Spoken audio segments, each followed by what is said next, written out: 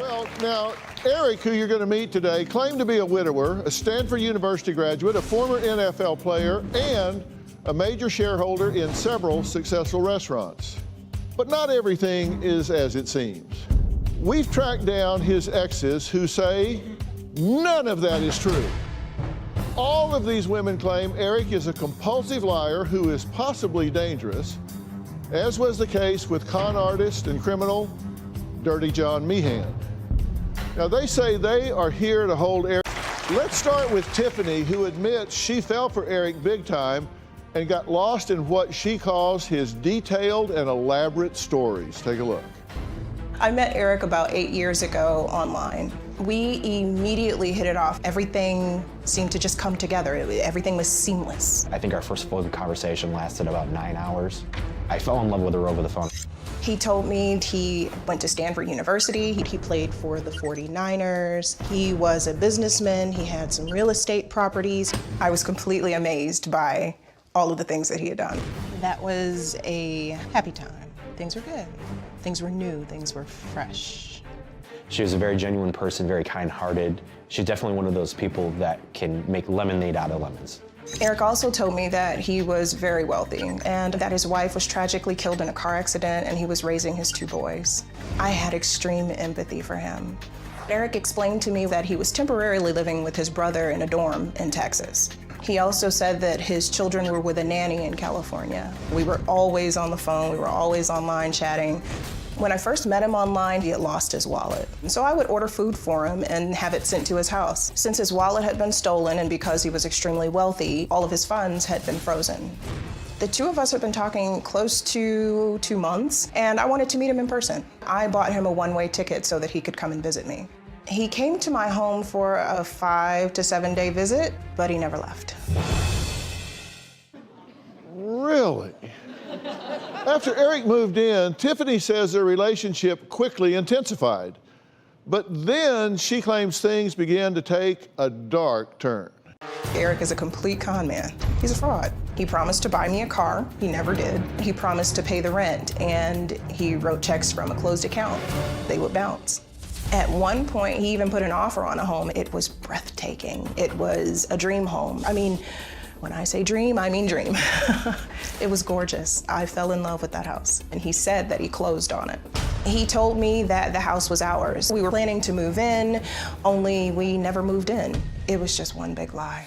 What I realized was Eric was just a total fraud. He lied to me about everything.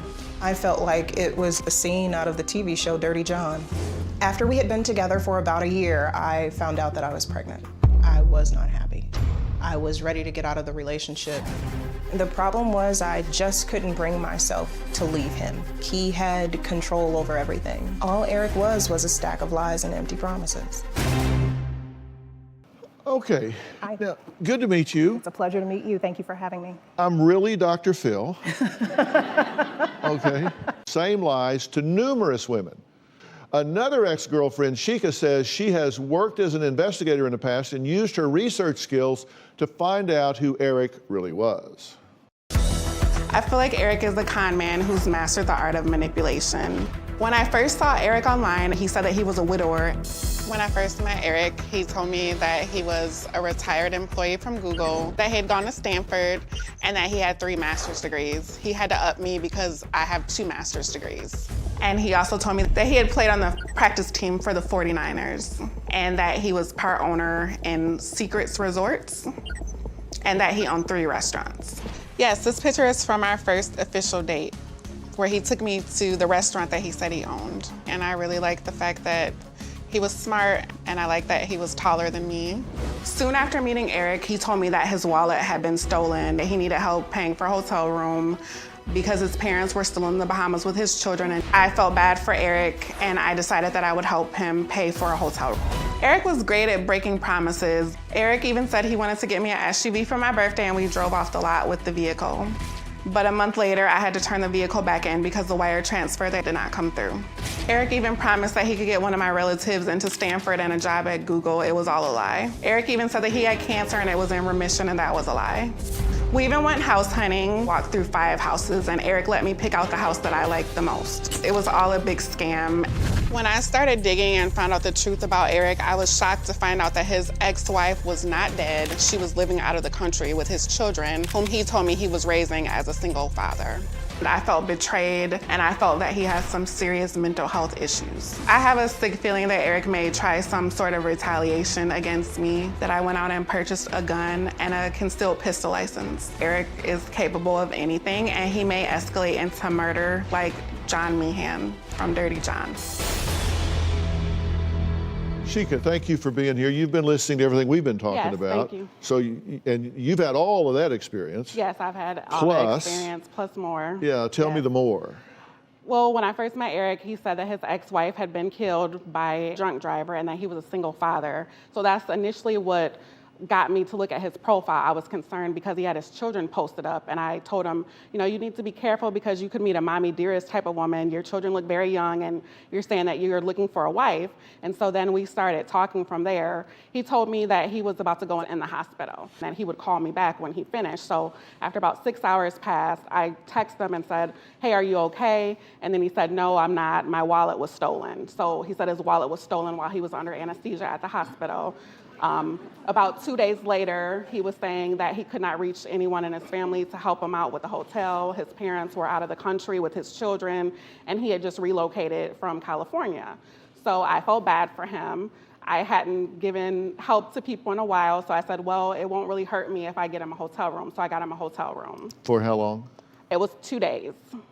So then he ended up back in the hospital, and I met him for the first time when he was in the hospital. He was having some complications from the stress of his wallet being stolen.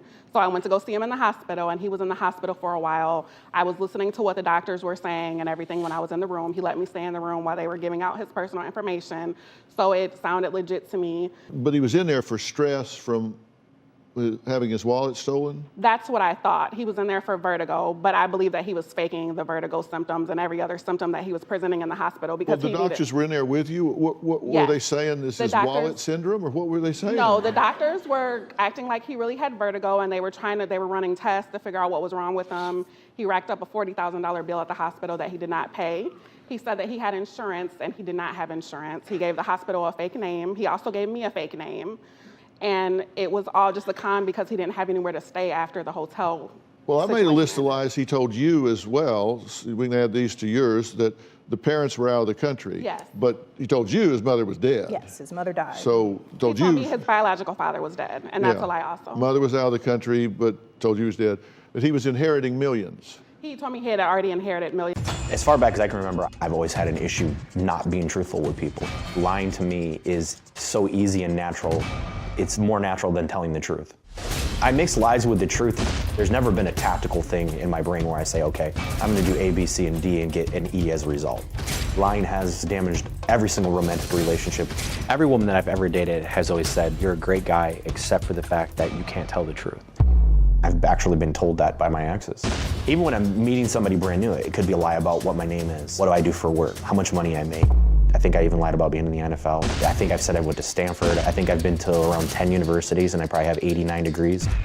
In the reality, I've never gone to college. Tiffany was my dream woman. I definitely lied because I wanted her to want me as much as I wanted her. Eric is attracted to smart, pretty black women with big boobs. And we probably would still be together if I had just told the truth. I've let a lot of people down because of my chronic lying. It makes me feel guilty and sad. My hope is that somebody can tell me what's wrong with me and either give me medication or surgery or something so that I can fix this. Hey, Dr. Phil. Nice to meet you, sir. Well, Eric, you've not seen Tiffany for 3 years? Yes, that's correct. And how long since you've seen Shika? Maybe a month, maybe not that long. It's hard to remember everything. Right. How do you feel seeing Tiffany right now? It's hard, very hard to see her because I know that I hurt her very badly. We have a son together, and so there's a different dynamic there. If you have a son together, why haven't you seen her for 3 years? Have you seen the son?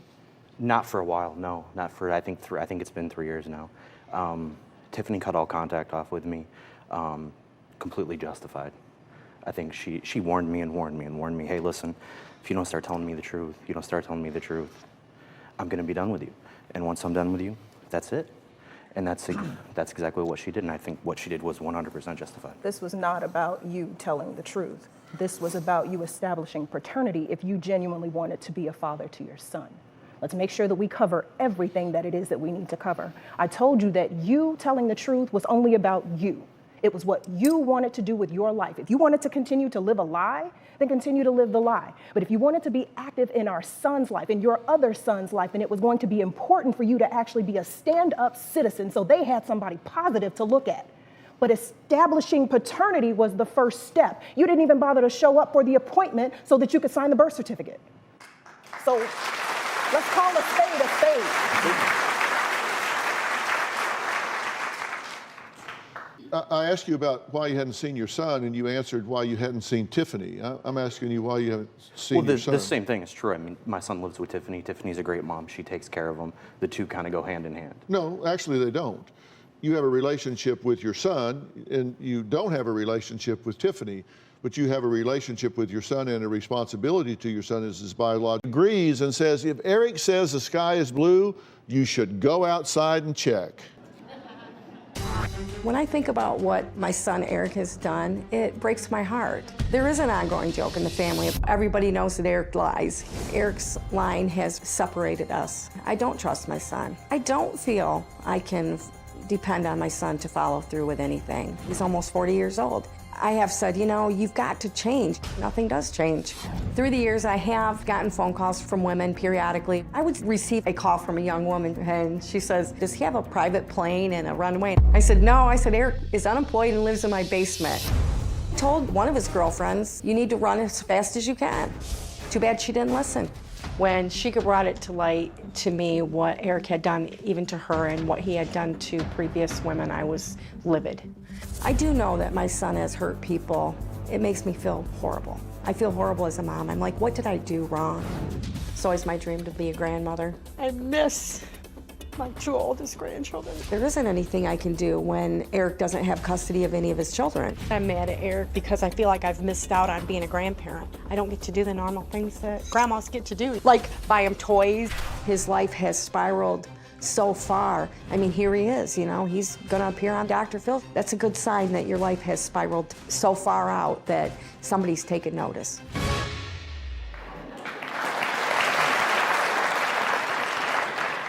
Jody, thank you for being here, and I know you're being straightforward about this because you want him to get some help, right? Oh, absolutely, Dr. Phil, completely. He needs the help, totally.